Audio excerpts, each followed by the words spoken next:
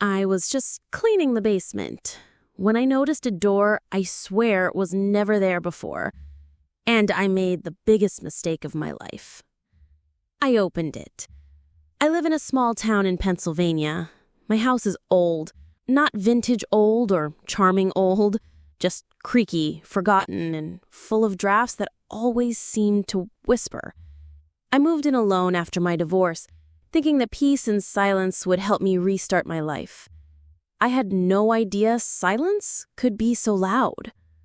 Last week, I decided to finally clean the basement.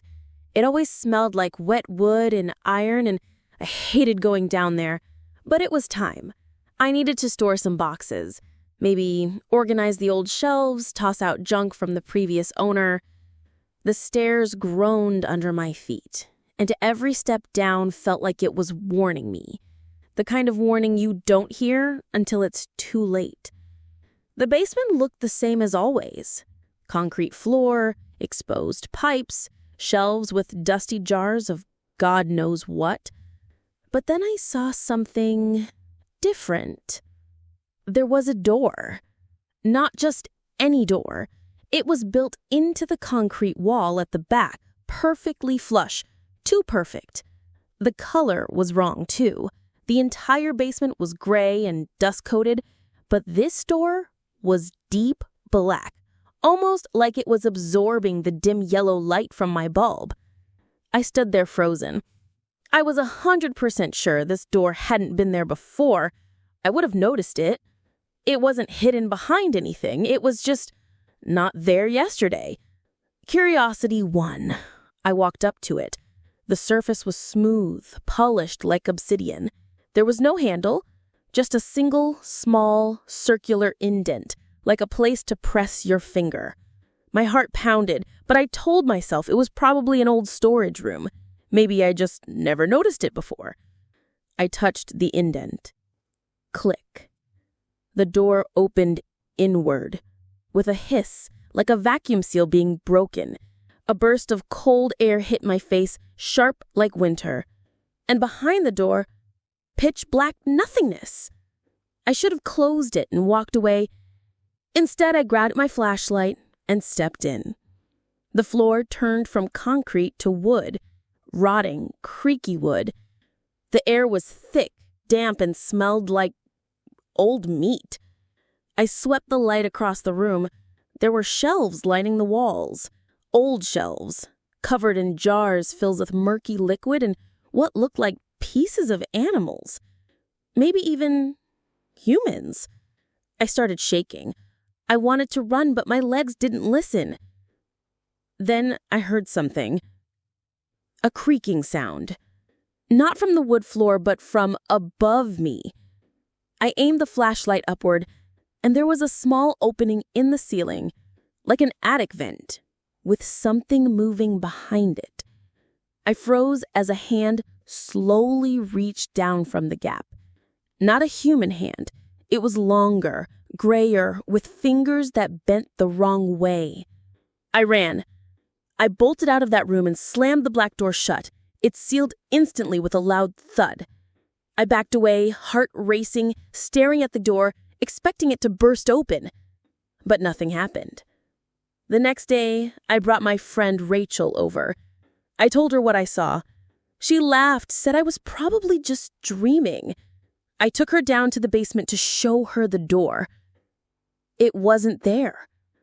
I swear it was gone. The wall was solid concrete again, seamless, like it never had a break in it.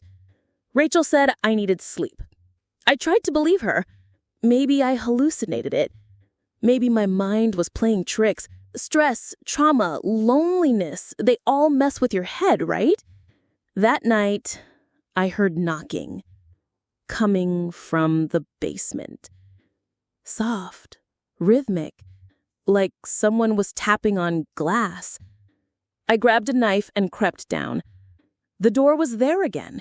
Same place, same black, same indent glowing faintly.